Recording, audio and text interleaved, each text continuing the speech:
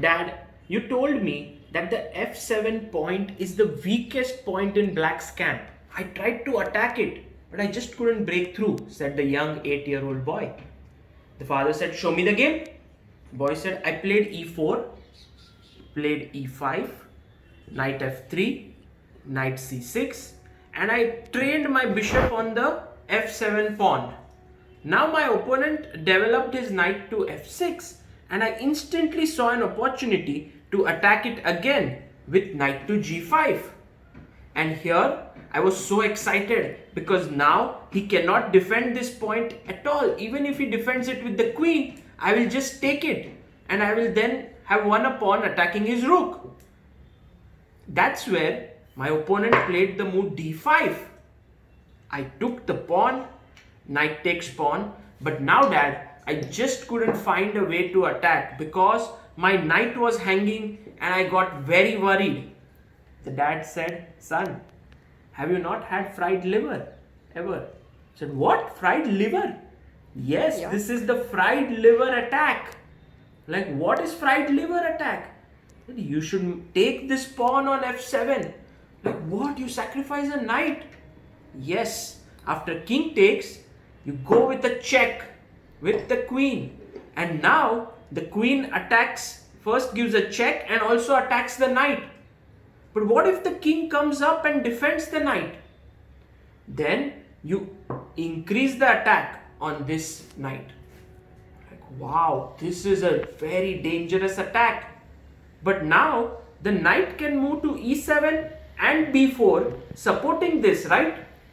So knight e7 is met with d4, and then after you take, I play bishop to g5, now attacking this, and if you defend it here, I long castle, and the attack is is actually brutal. Look, all the pieces are trained at the black king. Like, wow. Okay, so I cannot play my knight to e7, said the son. Okay, so what if I play my knight to b4? Now I have a counter attack. I not only defend the knight, but I also attack the pawn on c2. Here, white simply castles. And now black must defend his knight over here. And what do you do next?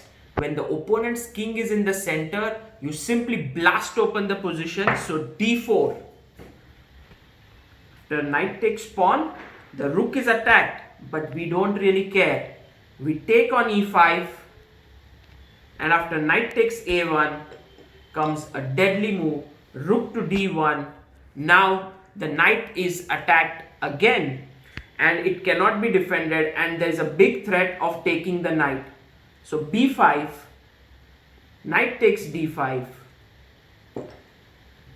The bishop was taken. If instead the knight is captured, then bishop takes check and the rook is hanging. And so pawn takes, knight f4 check, king here, rook takes queen, king takes, queen takes pawn here, attacking the rook, and after rook b8, knight d5. The game was over. This was a part of analysis that the young boy and his father did just to prove how dangerous the fried liver attack was. It's also a game played between Awonder, Liang and a grandmaster in online chess. So the thing to remember always, and to keep this trap in mind, the fried liver trap, I don't know why the name has been given as fried liver, but the thing is,